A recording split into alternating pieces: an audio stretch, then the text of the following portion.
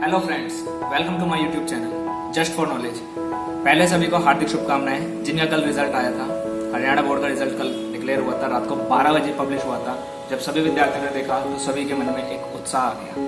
तो आज हम सभी विद्यार्थियों के लिए सबसे पहले हार्दिक शुभकामनाएं करते हैं और जिनका भी रिजल्ट डिक्लेयर हो चुका है उनके लिए कुछ नए कोर्सेज के बारे में बताएंगे कि वो कौन से कोर्सेज कर सकते हैं। साथ ही हम आपको कुछ जॉब्स के बारे में भी जानकारी देंगे कि नियर बाय में आपके कौन सी जॉब निकली हुई है। तो चलिए शुरू करते हैं।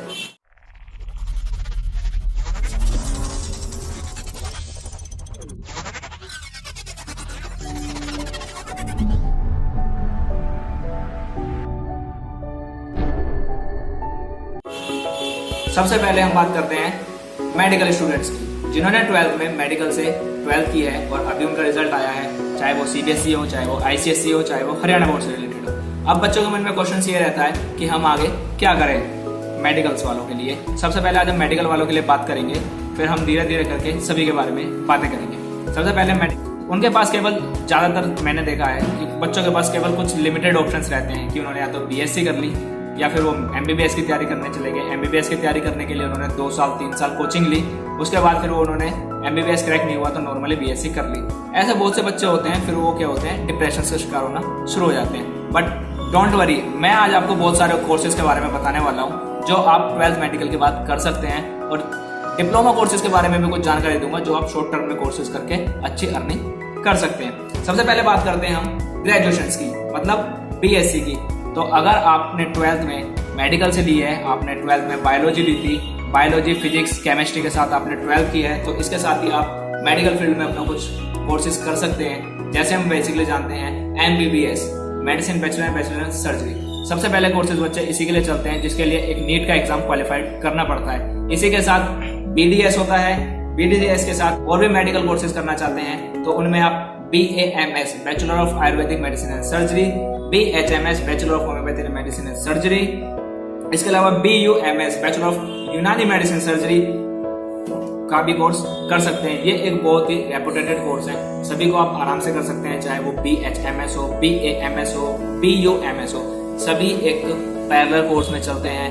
MBBS कोर्स है जो वो हमारा एलोपैथी कोर्स में आता है, जो बहुत ही आज के टाइम में रेपुटेटेड है। आजकल ज्यादातर लोग MBBS के लिए ही चलते हैं, बट मेरा ये सजेशन है अगर आपका MBBS में सिलेक्शन नहीं होता है तो आप उसकी जगह BDS, BAMS, BUMS या BHMS भी ट्राई कर सकते हैं। ये भी एक बहुत ही अच्छे कोर्सेज हैं।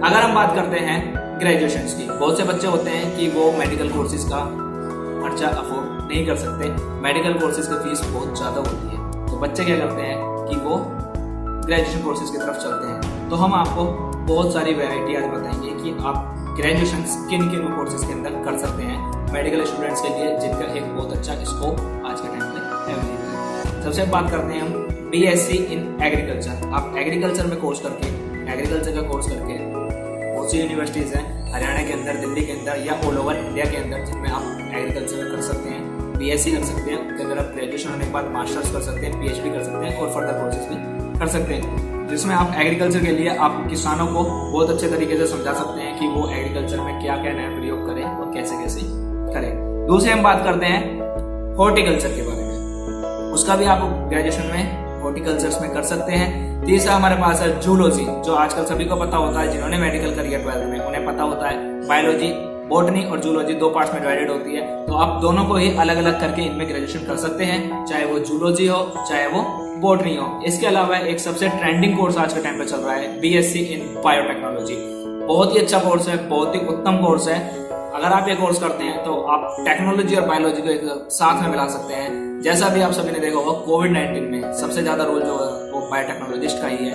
वो ही नई नई रिसर्च करके कोशिश कर रहे हैं जल्दी से जल्दी कोविड-19 की वैक्सीन फाइंड करने के लिए। इसके अलावा बायोकेमिस्ट्री में भी कर सकते हैं, आप बायोमेडिकल साइंस भी कर सकते हैं। और सबसे अभी रिसेंटली में एनवायरमेंट को देखा जाए तो BSc इन एनवायरमेंटल साइंस भी अवेलेबल है। ये सभी कोर्सेज आप ग्रेजुएशन के साथ साथ कर सकते हैं। सभी का लिंक मैं डिस्क्रिप्शन में आपको मेंशन कर दूंगा और कोर्सेज के बारे में भी आपको डिस्क्रिप्शन में शो हो जाएंगे कि आप कौन कौन से कोर्सेज कर सकते हैं। सबसे एक एम कोर्स जो बच्चे आजकल अपना एम लगा के चलते हैं कि अगर मेरा मेडिकल में नहीं होता है, MBBS में क्वालिफाइड नहीं कर पाता हूँ, तो मैं उसकी जगह क्या कर सकता हूँ, नर्सिंग कर सकता हूँ। हाँ जी, नर्सिंग एक बहुत अच्छा कोर्स है जो आपका 3 साल से 4 साल के अंदर कंप्लीट होता है। नर्सिंग के लिए अगर आप कहेंगे कि नर्सिंग कहाँ से करा जाए, आपको सबसे अच्छा तरीका कहाँ से मिलेगा, तो कुछ यूनिवर्सिटीज़ के नाम आपको मैं बताता हूँ जहाँ से आप नर्सिंग कर सकते हैं। अगर हम फरीदाबाद की बात करें तो फरीदाबाद में लिंकियाज यूनिवर्सिटीज़ है जो आपको BSc नर्सिंग कराती है। इसके अलावा आपकी रोहतक में हम बात करते हैं तो पंडित भगवान दयाल यूनिवर्सिटी है जो आपको BSc नर्सिंग कराती है। इसके अलावा हम दिल्ली की बात करते हैं, दिल्ली के अंदर आपकी IP यूनिवर्सिटी है और AIIMS all India institute of medical science, वो भी आपको BSc नर्सिंग में करा सकते हैं। हिसार में बात करते हैं तो Hamdard institute of medical science, Hisar के अंदर है आपका Hamdard institute of medical science, आप वहां से BSc नर्सिंग कर सकते हैं।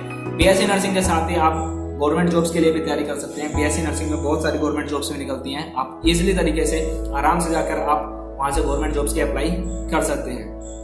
बहुत से बच्चों के मन में यह सवाल रहता है कि अगर हम ग्रेजुएशन ना करें, हम मेडिकल कोर्सेज में आगे स्टडी ना कर सकें जो बहुत कॉस्टली होती हैं और हम अफोर्ड नहीं कर सकते, चाहे वो MBBS हो, BAMS हो, BDS हो या फिर ग्रेजुएशन हो, क्योंकि प्राइवेट कॉलेजेस के अंदर भी ग्रेजुएशन की अलग अलग फीसेस होती है। तो उनके लिए एक छोटा और सबसे अच्छा तरीका है कि वो कुछ डिप्लोमा कोर्सेज कर लें। आज के टाइम पे आपके नियर बाय में बहुत सारे ऐसे मेडिकल इंस्टीट्यूट्स हैं जो आपको डिप्लोमा कोर्स कराते हैं। मैं आपको डिप्लोमा कोर्सेज के नाम बता देता हूँ। जैसे है diploma in medical lab technology, आप उसके लिए प्रिपरेशन कर सकते हैं, कोई बड़ा चीज नहीं है। केवल 2 साल का डिप्लोमा कोर्सेज होता है, इसमें आपकी 1.5 साल की आपकी क्लासेस होती हैं और 6 महीने का आपका ट्रेनिंग पीरियड होता है। उसके अलावा आप कर सकते हैं डिप्लोमा इन रेडियोलॉजी। इसके अंदर क्या होता है, जितने भी एक्सरे होते हैं, अल्ट्रासाउंड वगैरह होते हैं, इनका कोर्सेज आप कर सकते हैं और इनको बहुत ही अच्छे तरीके से आप कर सकते हैं। उसके अलावा हम करते हैं diploma in operation theatre technology, आप OT टेक्नोलॉजी के बारे में भी डिप्लोमा कर सकते हैं। कार्डियक टेक्नोलॉजी में भी आपका डिप्लोमा अवेलेबल है। डायलिसिस टेक्नोलॉजी में आज के टाइम पर पेशेंट्स हम देखते हैं ज़्यादातर डायलिसिस पर होते हैं, तो उनको भी हम ट्रीट करने के लिए, उनका ट्रीटमेंट कैसे होता है, इसके लिए भी एक डिप्लोमा कोर्सेज होता है जिसका टाइम पीरियड भी 2 साल है। इसके अलावा हम कर सकते हैं मेडिकल रिकॉर्ड साइंस। ये एक छोटा नाम है सुनने में कि हम इसमें क्या करेंगे, बट एक बहुत ही सिंपल कोर्स है। इस कोर्स को मेडिकल के अलावा और कोई भी फील्ड वाला कर सकता है। इसके अंदर आपको मेडिकल का जो भी रिकॉर्ड है वो आपको सबमिट करना होता है, रिकॉर्ड रखना होता है कि कौन से पेशेंट की क्या हिस्ट्री है एक्सेट्रा। इसके अलावा हम कर सकते हैं EMT इमरजेंसी मेडिकल टेक्नीशियंस, जो इमरजेंसी में केसेस आते हैं उनके लिए आप कैसे प्रॉब्लम होती है, क्या सिचुएशंस होती है, उनको कैसे आप हैंडल कर सकते हैं, उनसे रिलेटेड भी डिप्लोमा कोर्सेज करे जाते हैं। इसके अलावा हम कर सकते हैं डिप्लोमा इन डेंटल टेक्नोलॉजी, जो हमारे असिस्टेंट होते हैं BDS के, उनके लिए भी डेंटल टेक्नोलॉजी असिस्टेंट के लिए वो डिप्लोमा कोर्सेज है, वो आपका केवल 1 साल का है। जो भी बच्चे जल्दी जॉब करना चाहते हैं वो इस कोर्स को कर सकते हैं। कुछ अच्छी बातें, मेडिकल के स्टूडेंट्स BTech में भी एडमिशन ले सकते हैं। इधर भी कुछ कोर्सेज है जैसे बायोमेडिकल साइंसेज हो गया, आपका एनवायरमेंटल साइंसेज हो गया, ये आपके BTech के अंदर अवेलेबल कोर्सेज है। जो विद्यार्थी मेडिकल स्टूडेंट्स क्या चाहते हैं कि वो BTech करें, वो इनमें ट्राई कर सकते हैं। अगर कोई जानकारी रह गई है या आप कोई और जानकारी चाहते हैं तो नीचे कमेंट करें, मैं आपको सारी जानकारी मेंशन कर दूंगा। उसके अलावा आज हम बात करते हैं कुछ जॉब्स के बारे में। जॉब सभी के लिए रिक्वायरमेंट है, कोविड-19 में बहुत सारी जॉब चली गई है। बात करते हैं एशियन हॉस्पिटल के बारे में। एशियन हॉस्पिटल सभी जानते होंगे, Asian institute of medical science Faridabad में काफी बड़ा हॉस्पिटल है। इसके अंदर कुछ रिक्वायरमेंट निकली हुई है। फर्स्ट है लैब टेक्नीशियंस की, जिसके लिए 2 साल का एक्सपीरियंस मांगा गया है और दूसरे मांगी गई है सीनियर अकाउंटेंट की।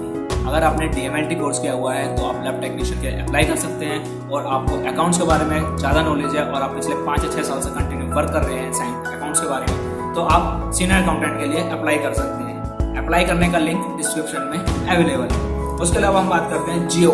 आज के जियो के बारे में सभी जानते हैं, तो जियो फाइबर में कुछ रिक्वायरमेंट निकली हुई है दिल्ली रीजन के लिए। उसमें सेल्स एग्जीक्यूटिव की रिक्वायरमेंट है जियो फाइबर के लिए, उसके लिए भी लिंक नीचे डिस्क्रिप्शन में अवेलेबल है। उसके बाद करते हैं कुछ स्टूडेंट्स जो टीचिंग में अपना करियर बनाना चाहते हैं, तो उनके लिए 2 स्कूल्स में टीचिंग रिक्वायरमेंट निकली हुई है। पहला है APJ स्कूल और दूसरा है DC मॉडल स्कूल। एक आपका द्वारका में सिचुएटेड है, एक आपका फरीदाबाद में। पहले बात करते हैं APJ स्कूल की। APJ स्कूल में कुछ रिक्वायरमेंट निकली हुई है जैसे finance, marketing, economics, operation management, communication और इंटरनेशनल बिजनेस के बारे में। आप इनके बारे में आराम से देख सकते हैं, समझ सकते हैं, इनके लिए अप्लाई कर सकते हैं। इनके अप्लाई करने की जुलाई लास्ट डेट है, आप वहां पर जाकर अप्लाई कर सकते हैं। इनमें रिक्वायरमेंट है जो असिस्टेंट प्रोफेसर और एसोसिएट प्रोफेसर की निकली हुई है।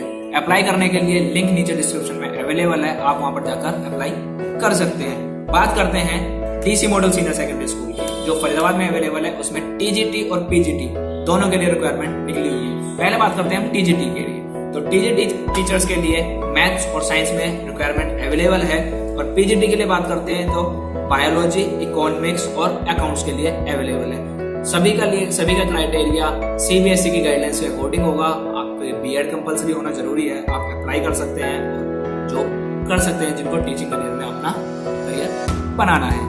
और भी बहुत सारी जानकारी के लिए हमारे साथ बने रहिए। हमारे चैनल को लाइक कीजिए, सब्सक्राइब कीजिए और शेयर कीजिए। धन्यवाद।